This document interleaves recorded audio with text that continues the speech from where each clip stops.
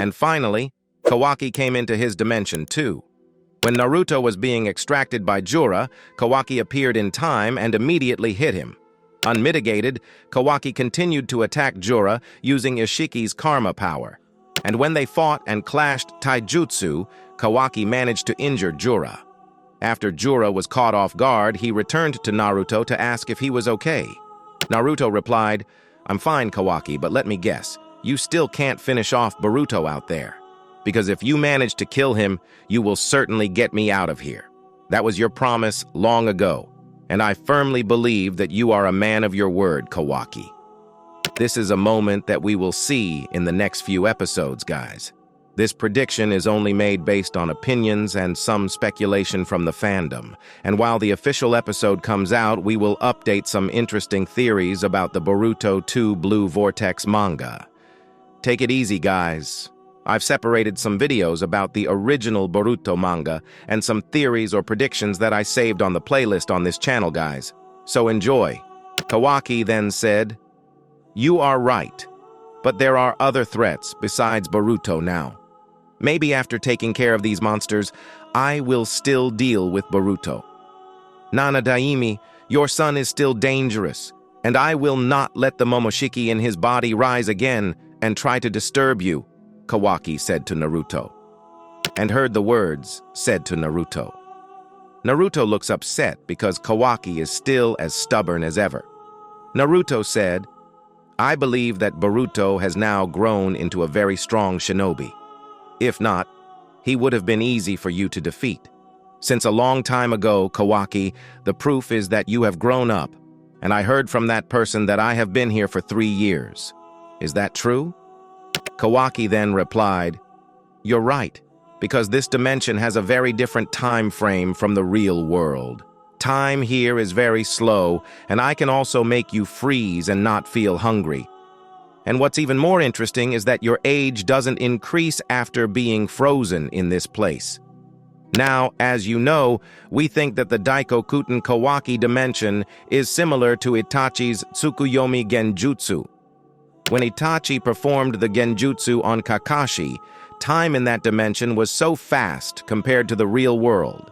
While Kawaki's Daidokuten dimension is the opposite of Itachi's Tsukuyomi Genjutsu. The time in the place where Naruto is trapped is very, very slow and irregular. But only Kawaki himself can do anything to someone he puts into his dimension. An example is obvious, namely making Naruto's age not increase by freezing them both. Then Kawaki spoke again, saying, "It may seem strange to you that you have not aged at all, but let me be clear. At least you are safer in this place than out there. At first, you were completely safe before that monster showed up and managed to get in here. I don't know what happened, but she looks like Isshiki Otsutsuki. Some of her abilities are also the same as mine, whether she cloned Isshiki's body or cloned myself." Naruto then said, "That means all your power is in her, Kawaki. I'm still confused to digest all this, and there's still a lot I want to know." Jura is then shown floating back while hurling words of contempt and mockery at the two of them.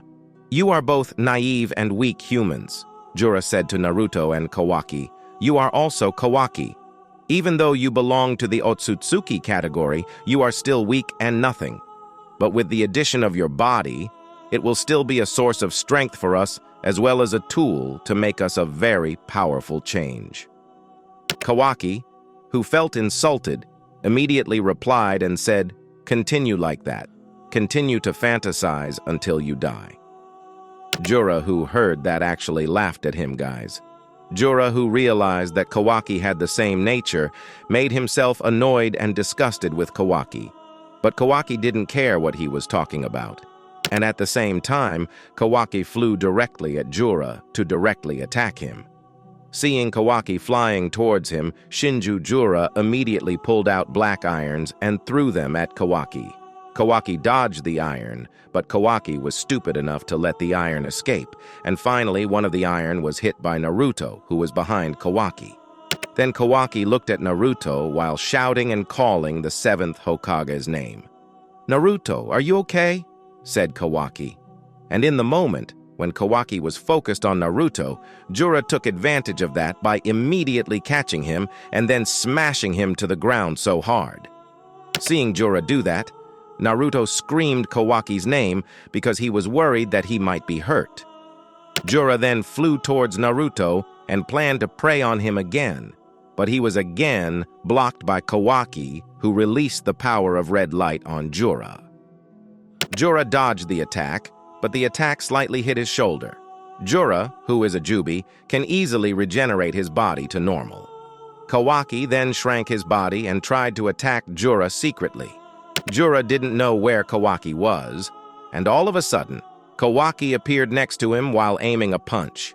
Jura still had time to make a shield, but Kawaki shrank the shield using his eyes. Jura was shocked, and Kawaki's punch hit Jura's face again. Meanwhile, the scene switches to Team Shikadai, who is seen still fighting with Matsuri. Remember that the prediction of Team Shikadai's battle against Matsuri will occur in future chapters, whether in Chapter 8, 9, or so on. So if the prediction doesn't appear in Chapter 8, it doesn't matter because it will definitely appear in the next chapter. While Choco was rummaging through Matsuri, she was caught off guard, and Matsuri threw her some sharp dirt. Shikadai, who realized this, tied up Choco's shadow and controlled her body to avoid Matsuri's attack. Choco managed to dodge, and she thanked Shikadai, while Matsuri was amazed that their cooperation was so epic. Matsuri then ran while making the ground turn sharp. Shikadai's team jumped up, but they didn't realize Matsuri was on top of them. Matsuri then managed to kick Shikadai down again. Shikadai hit the ground hard, which made Choco and Inojin scream his name. They both then went over to Shikadai to provide first aid. As they did so, Matsuri appeared in front of the three of them using her limiter, but Himawari managed to save the three of them with her active Byakugan eyes and the Hyuga clan's signature power. Hima locked on Matsuri again. Hima pointed hard at Matsuri's waist and made the Shinju retreat away from Hima. Meanwhile, the scene showed Mitsuki wondering where Kawaki had gone. Mitsuki asked Ada, saying, "He suddenly opened his karma portal and left with a hurried expression. What exactly did he do, and where did he go?" Ada looked at Mitsuki with a suspicious expression. Ada then replied, "I don't know where he went either, but certainly he has important business that should not be known. Moreover, I am curious that, why did you persuade him to stop killing Boruto? Are you sure that your words really hurt Kawaki's feelings?" For a long time, Kawaki waited for Boruto and wanted to kill him. But here, his close friend is telling him to stop. Mitsuki was silent for a moment after what Ada said. Mitsuki then replied, "I've been saying this since before, and now I won't repeat myself. I have to go, and if you find Kawaki again, quickly contact me, Ada." Mitsuki then departed, leaving Ada, the daemon, and an Amado behind. Well, Amado, who was there, was then asked by Daemon. Daemon said, "Do you really know the weakness of Boruto?" Then Amado explained, "You're right, and this is an order from him to find out how far Boruto's karma has progressed. Everything I do is for the benefit of Mr. Kawaki. And since losing his mother and father, he's been doing some mysterious things." Well, Amado still doesn't want to tell the truth in front of Ada that his memories have been rewritten. He is still trying to keep this a secret because maybe it's for the sake of his son who will appear in Karma Kawaki.